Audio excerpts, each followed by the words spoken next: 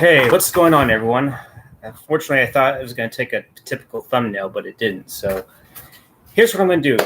As you can tell from that title, it's going to be the final physical media collection. I think I said in my last physical media video that I was going to say I'm not going to get any more, but I decided, you know what? I was going to get some more Blu-rays because I saw some of them I wanted to grab before the prices got ridiculously high. I wanted to finish a particular franchise, like I'll get to it in a second. And I managed to get a few ones on Amazon for actually cheaper than I would buy on eBay. So yeah. But to get on with it, we're gonna start with the Blu-rays because I also bought some soundtracks too. So we'll start off with these two. I believe I don't remember how I did this, but it's been a while because I think I started this back in like late June, and I think the last Blu-ray I actually got was back in August 2nd, I believe. So I actually have not bought a Blu-ray in, I'd say, well over a month. So, but get on with it. We'll start off with this.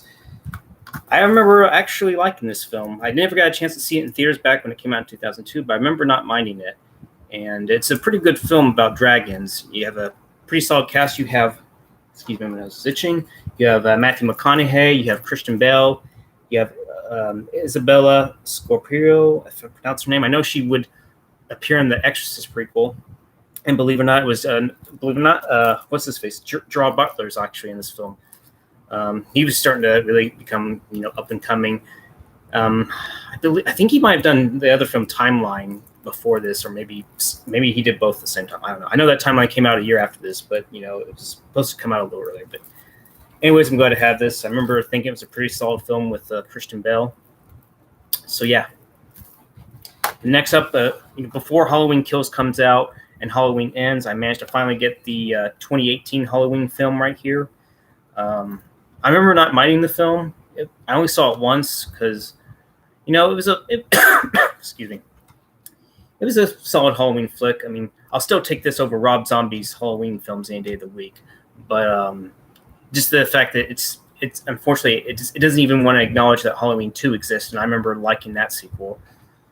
But anyways, it's still a solid flick in my opinion. So, and I remember Amazon, surprisingly enough, actually had $2 coupons. You got $2 off these Blu-rays, surprisingly enough. One of the rare times that Amazon would actually have coupons. So next up, I remember I might have to give this another shot because I thought this was a kind of a weaker sequel, but maybe it's kind of growing me if I rewatch it again, and that's Robot Wars.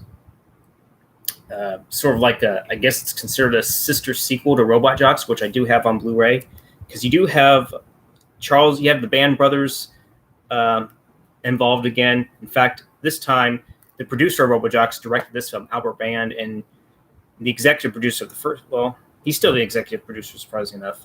Charles Band's still involved. It's produced by someone else. But anyways, I think you can watch this for free on YouTube if it's on there. I'll try to see if I can link down below if it hasn't been taken away. But at least the robots look decent. So yeah, it's not a bad film completely. It's not perfect. It's probably dated in terms of acting and storyline. But hey, it's a David Allen production, so why not have this film? Then next up, I decided to go ahead and get this movie before Scream Factory would start discontinuing them, and that's the film The Crush. I remember not minding this film. Alicia Silverstone did a pretty good job in this role. I like Carrie Elwes as kind of like the the unassuming Nick. He plays this role, this straight role, pretty well. So yeah. Before I watched this film, he was in films like Hot Shots, Princess Bride. So yeah, he does a solid job in this role. So yep. These off to the side. Next up here, I figured I'd go ahead and get it while I'm at it, and that's another imprint Blu-ray, and that's the 2002 film, The Mothman Prophecies. Hey Sam, what's going on? Glad to see that you can make it on here. I can't remember if all the features are the same from the previous DVD, but I know there's a pretty good amount of features, so it's good to have this on here. And Mike the Coward. Hey, what's going on, man? Welcome. And then, believe it or not, I decided to rebuy these because my previous Blu-rays that I bought before didn't have any features. I decided to go ahead and get a different copy of the despecialized editions. This time, they actually have the features, and plus they have the old school CBS artwork that you can tell, like back in the good old days of '80s. So yeah, it's good to get this retro art on here, and also it's actually 2 discs. For example, it's Empire, and it has some pretty solid artwork. You have the despecialized edition right here, and you have the special features right here. East Side Herald, huh? I haven't seen Cape Fear in a while. How can I relate to that film? But yeah, Return of the Jedi. All right.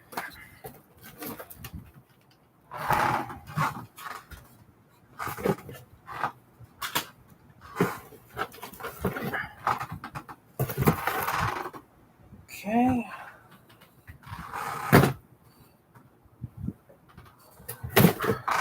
And next up, I actually been meaning to check this movie out. I think I've seen like bits and pieces, but I never fully watched it. And that's Michael Keaton in One Good Cop. This actually came out in '91. And not very much in terms of features. It's got audio on there. It's got a commentary. Sam says, I'm getting a new job. Might keep my current 2 jobs. So I'll see if that's... Okay, I understand, man. You got to do what you got to do, right? But it's Michael Keaton. What can I say? He's the guy that was in the first 2 Batman films. It's good to have this. And I remember I've heard some good praise for it, so why not give it a watch? And then the franchise I was talking about that I wanted to complete was this here, the Scanners franchise. And that I have Scanners 2 and 3. I almost bought this on eBay, and I would have paid $30, but luckily I kind of waited, and I saw that it was available on Amazon. It was actually the same price as you would buy it from the Screen Factory, from Screen Factory. But apparently, they're probably a little slower with the shipping. But luckily, I got this on Amazon. It came within a couple of days, and very glad to have this. However, the drawback is there's a disc loose on here, so hopefully it's not too bad. So we're gonna cut this baby open, and hopefully nothing's damaged in here.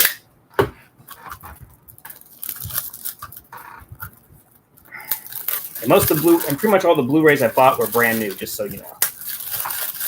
Okay. And by the way, I do have the first Scanners, but it's in storage right now. Okay. Van. Okay. Okay, it's the DVD. Any scratches on there? Nope, I guess we're all good. Blu-ray side's over here. Thankfully that wasn't loose. So, yep, glad to have this. Not too badly damaged or anything. And then, believe it or not, I got I think they're pronounced Vinegar Syndrome, and I got, believe it or not, the spin-offs after Scanners 2 and 3, which is Scanner Cop. It includes the first Scanner Cop and Scanner Cop 2. I'm very glad to have this. And luckily, because this set was going to be pretty priced. I think originally it was like $80-something, maybe $70-something. I don't remember. But I luckily had a good amount of eBay bucks, and I used like a majority of that to bring the price down on this. So I'm very thankful I didn't have to pay so much for it. So I think I paid like maybe 40 and change in the end. So luckily I didn't pay that much, because apparently for whatever reason they want the seller, and a lot of other sellers on eBay want so much for this. I couldn't even find this on Amazon. I did find it on one site, but it was not going to be, if I didn't apply the eBay bucks, maybe it would have been cheaper, but I still had a lot of eBay bucks, and I paid much less for that than I would have on the other site. So glad to have this. And next up, I probably bought these at the same time, but I'll start off with this, another franchise. Originally, I did buy the single disc Blu-ray of the first one, but I figured I'd go ahead and buy that too, and maybe give that other one to my dad and trade it off for a movie or something. And that's, believe it or not, the Cloverfield franchise. They have the first and the second one on here, and luckily enough, they actually have both the special features on here for the first one and the second one. So it's good to it's good to actually get 2 movies for $5, which is pretty good. It's like I pay $2.50 per movie and still retain the features. That's also pretty good too, because sometimes they never really seem to put the features on there. They may just put the movies, and that's pretty much all you'll get. So very lucky to get this. And forgive me for the phone ringing. Didn't see that coming. It's probably another bullshit call if you ask me. And I did get I think this is a prequel or a sequel. I don't know. The Cloverfield Paradox. So I figured I'd go ahead and get this because this is also $5. It does have some features, but not quite as much as the other ones did. So, but yeah, I'm glad I have this for now. I think they might be doing a 4th one, but if not, well, at least I got the Cloverfield trilogy wrapped up. And I got another Blu-ray at Big Lots, and I figured since I already have the original, why not get the 2004 remake? And that's The Manchurian Candidate with Denzel Washington. You have Meryl Streep. You also have Liv Schreiber in there. You also have Jon Voight. And not only that, I believe, it doesn't list her in here, but I know Vera Farmiga was in this movie too. They also have Ted Levine, Kimberly Elise. So you have a pretty solid cast in here, and it's directed by Jonathan Demme. Okay, it's not the Blu-ray look. And Sam says, I'm baking chicken wings. I'm going to peel the meat. Hey, that sounds good. Good luck with that. Mike the Coward, did you hear? Yeah, I've heard something about that. That definitely sounds like another woke Disney film right there. So yeah, but it is what it is. And I think the final Blu-ray that I bought was this film here, Flowers in the Attic. It's based on the V.C. Andrews novel, and I haven't read the novel. Thought it was this pretty solid novel, even though it's got some pretty dark and grim material. This Blu-ray here has been remastered to the best of the ability. I haven't watched it, but I do know it has like the original ending on here. That was it kind of had a bit of a rough post-production history because a lot of test audiences didn't, because it involved a lot of incest in this film. And a lot of that got cut out. They even changed the ending. They actually, like I said, they have the original ending on here, but it's not in the best. It's in okay shape because the Betamax tape they got the ending off of, it wasn't in the best shape. It was, the tracking's all over the place. So, but luckily enough, we got it as a feature. I was hoping we can get a director's cut. I don't know if that's ever going to happen, but I won't go into it further. You got some good features. You even got new audio commentary, and you got a new interview with composer Christopher Young, who's pretty much the best thing about this film. The score by Christopher Young just fits the film like a glove. You also have an interview with one of the siblings that play Chris, Jeb Adams. So yeah, it's good to finally get this on Blu-ray. And yeah, that's pretty much it for the Blu-rays. Next up, I'm going to do the soundtracks. And I'm very fortunate I got some of these soundtracks. A few of them I actually didn't buy because my dad, since I helped out my dad, he was able to buy them for me. So I guess I'll start off with we'll just go in order. And next up, believe it or not, I have the Star Trek motion picture. I have pretty much the original soundtracks of the first 10 films. And it's not that I don't have anything against Michael Giacchino, but hang on a second, I'll be right back.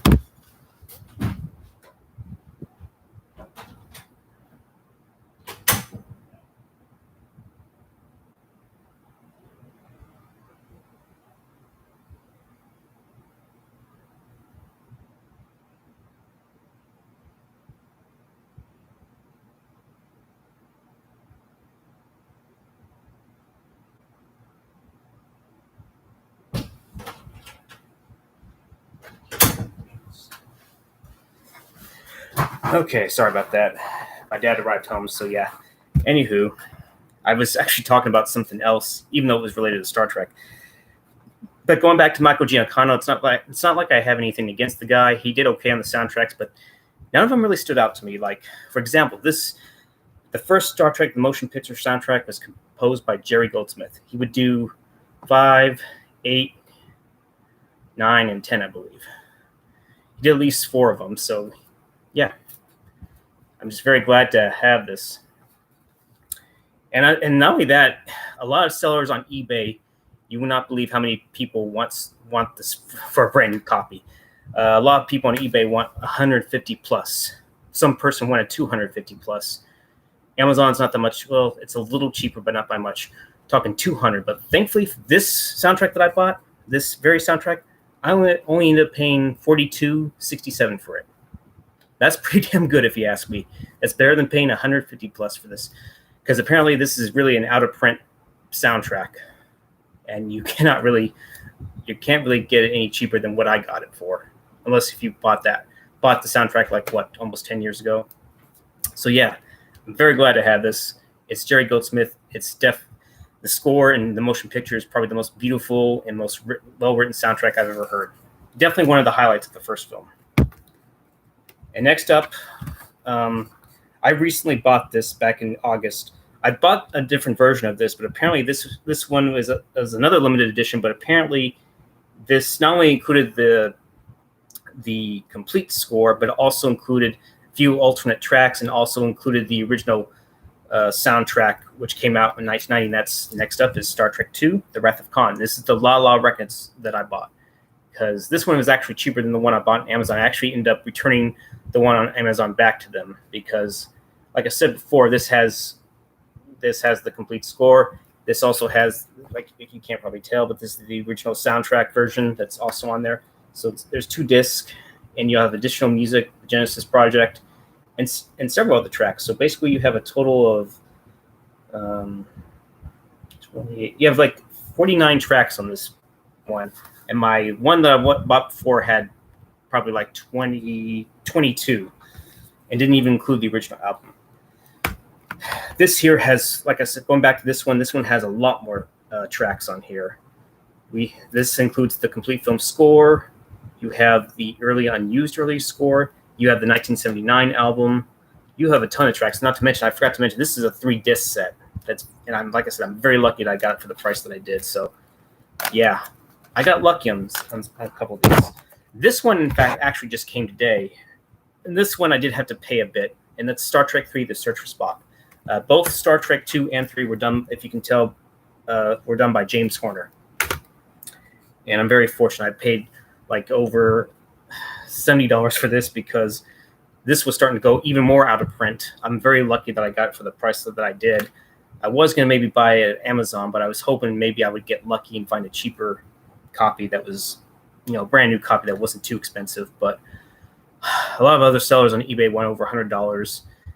Someone on Amazon wants $150 for this, and luckily I didn't. Luckily, I got it for maybe half of what it was. So, but yeah, you get pretty much something similar to what you get. You get the film score, and then disc 2 has the original 1984 soundtrack album. And so, yeah, I'm glad to have this. I mean, I pretty much completed the first 10 original film scores. I got the expanded scores because it has pretty much everything. If you really want to get film scores, always try to see if you can get the complete or expanded releases, because they should feature the tracks that you hear. Because sometimes when they first release them, composers, they don't tend to put everything on there. So, yep, there we are. Next up, I have Star Trek IV: The Voyage Home. This one was done by Leonard Russum. This one, luckily, I only paid like $20-something for. Luckily, I think it's still in that price range, I think. Unless if it went up, I don't know. I wanted to get it before, these soundtracks would become ridiculously expensive. This one I noticed was done by Entrada. And this one was done by Retrograde. I think number 5 was Entrada as well, and that's Star Trek V: The Final Frontier. This one, I think this is starting to get up. No, that was the 6th one I'm thinking of. But anyways, I think I've seen this one go up now in price on Amazon. So, but yeah, it's got the film score. It's got the 1989 soundtrack album. You also have the additional extras on here. I only paid like 20-something for this.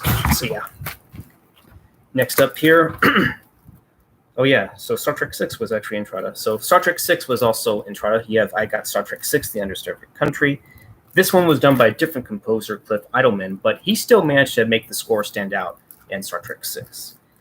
And it's pretty similar to what the previous album was. You have the film score here. You have the extras. And you also have in disc 2 is the original 1991 soundtrack album, which is listed right here. I don't know if you can tell. But yeah. Brand new.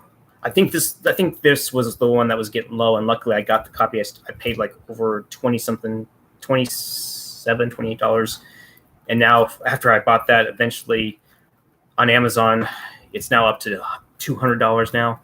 So luckily I got this when it was still in the $20 range. Next up here I have Star Trek Generations. Yet again, the expanded soundtrack. This one my dad bought for me because I did something for him. I helped him out. He bought this one. And I think this one would have costed me, it would have been like maybe $30-something, but that's still better than what you would have to pay in case if it goes out of print. So yeah, you get the film score, you get this. Disc 2 is the soundtrack album. You even get sound effects, and you have bonus tracks. So it's a pretty well filled album right there. And this one was actually done by Versetto Records. And next up is First Contact. This is another one that my dad got for me since I helped him out. And I don't think you have the original album that came out, but you at least have the most completed score on here. You have the tracks and everything. You got some bonus tracks on here. So yeah, most of these soundtracks I have here are sealed except for 2 of them. Next up, I think this is the final one that my dad got for me, and that's Star Trek Insurrection.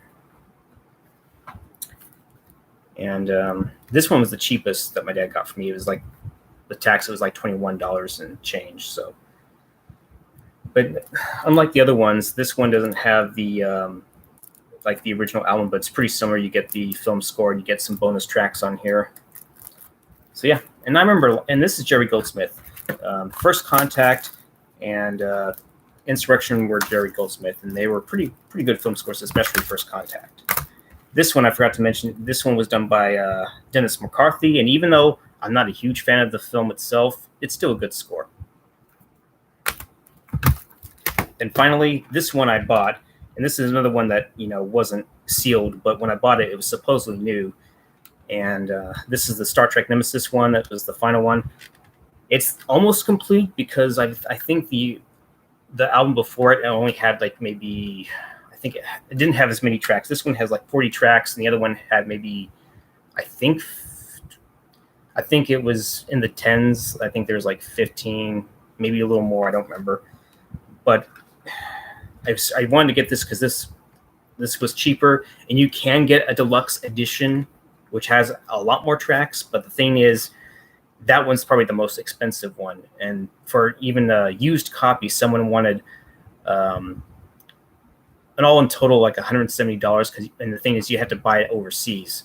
I think it was like $135 for it, and it was like nearly $25 for the shipping, and they have to factor tax into it. So you're paying a lot just for the other one. Luckily, this one I bought on eBay, it only cost me like $36, I think.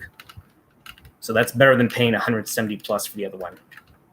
I think you can still get another copy like this on eBay, but I think the price went up just a little bit. But it's either that, or it's either get this or pay $170. But thankfully, that deluxe edition of Nemesis that I talked about is on eBay. This is on YouTube. It's on YouTube. It's about an hour and 55 minutes, and I'll try to remember if I can maybe go back after I'm done here and put the link to listening to it. So yeah. But yeah, that's going to do it for my physical media collection.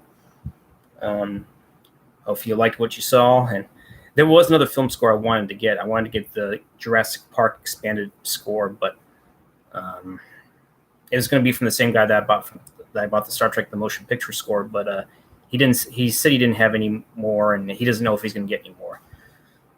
But I'm very glad I got that first one because it was definitely pretty expensive for it. So, yep. Here we are.